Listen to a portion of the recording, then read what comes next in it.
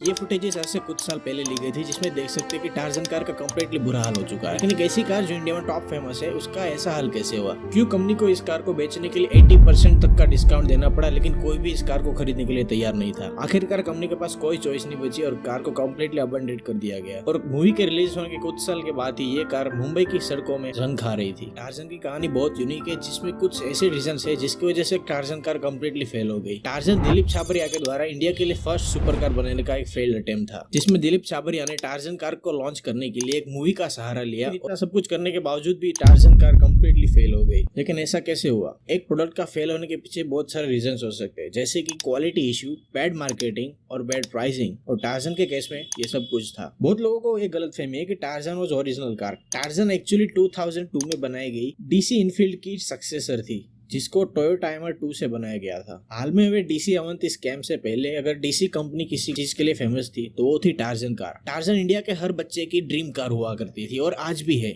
मेरी रिसर्च से मुझे कुछ रीजंस पता चले कि टार्जन कार फेल क्यों हुई, जिसमें से पहला रीजन था मूवी इटसेल्फ। दिलीप छाबरिया ने अपनी कंपनी डीसी मोटर्स और टार्जन को प्रमोट करने के लिए उसके लिए फुल मूवी बनाई, जिसमें टार्जन मेन रोल निभा रही है। इस मूवी को बनाने के लिए इसमें अजय देवगन को कास्ट किया गया, जिससे इसकी थोड़ी हाइप बना सके। दिलीप छाबरिया की टार्जन मूवी 2004 में रिलीज की गई, जिस साल बॉलीवुड के टॉप एक्टर्स जैसे कि शाहरुख खान की वीरजारा, मेहुना और धूम जैसी मूवीज भी रिलीज हुई थी। Indians are more interested in bikes than cars, इसलिए लोगों ने नेचुरली धूम देखना ज्यादा पसंद किया। और इतनी सारी टॉप एक्टर्स की मूवी इसी साल आने की वजह से लोगों ने टार्जन को कंप्लीटली इग्नोर कर दिया। 2004 में स्मार्टफोन नहीं हुआ करते थे और जियो जैसी कंपनीज भी नहीं थी, और इस वजह से ना ही कोई इंटरनेट था, ना ही कोई सोशल मीडिया था, जिसकी वजह से इंडिया की बहुत सारी ऑडियंस तक ये मूवी पहुंच भी नहीं पाई। अजय देवगन का इस मूवी में इन्वॉल्वमेंट होने की वजह से कुछ लोगों ने इस मूवी को देखा। टार्जन मूवी को बनाने के लिए क्रिस्टियन मूवी के कंप्लीटली स्क्रिप्ट को कॉपी कर लिया गया था, जिसमें फैमिली ड्रामा और बॉलीवुड रोमांस का तड़का डाल लिया था। लेकिन मूवी के देखने के बाद ही लोगों को पता चल गया this is a copy of Hollywood, और बहुत लोगों के मूवी पसंद भी नहीं है। इसका प्रूफ आप IMDb के ऑफिशियल वेबसाइट में देख सकते हैं। मूवी को बनाने का कॉस्ट 14 करोड़ आया था, जिसमें से मूवी सिर्फ 6 करोड़ ही रिकवर कर पाई। टार्जन मूवी के फेल होने के बाद इसको OTT प्लेटफॉर्म पर रिलीज किया गया, जहां पे इसको थोड़ी सक्सेस मिली और लोगों को टार्जन के बारे में थोड़ा थोड़ा पता चलना शुरू हो गया था। OTT प्लेटफॉर्म के सक्सेस के बाद दिलीप छाबरिया ने फाइनली टार्जन को रिलीज कर दिया 2 करोड़ प्राइस के साथ। But there was a problem. Tarzan OTT platform से फेमस तो हुई थी, but not among adults but among kids. और ये प्रॉब्लम क्रिस्टियन मूवी को कॉपी करने की वजह से आई थी। क्रिस्टियन एक हॉलीवुड हॉरर मूवी थी, जिसमें घोस्ट कार लोगों को मार रही होती और बच्चों को ये कार बहुत पसंद आने लगी। सो हॉरर मूवी होने के बावजूद भी ये फैमिली फ्रेंडली मूवी बन गई। और यही सेम केस टार्जन के साथ भी हुआ। OTT प्लेटफॉर्म पे टार्जन फेमस तो हो गई थी, लेकिन उसकी 99% ऑडियंस बच्चे ही थे। और हम ऐसा कह सकते हैं एक्चुअली टार्जन के लिए एक फेक डिमांड बन गई थी। टार्जन की इस फेक डिमांड की वजह से दिलीप छाबरिया ने इसकी प्राइस 2 करोड़ रख दी। कुछ लोग जो इस कार को खरीदना चाहते थे वो भी स्टेप बैक कर गए।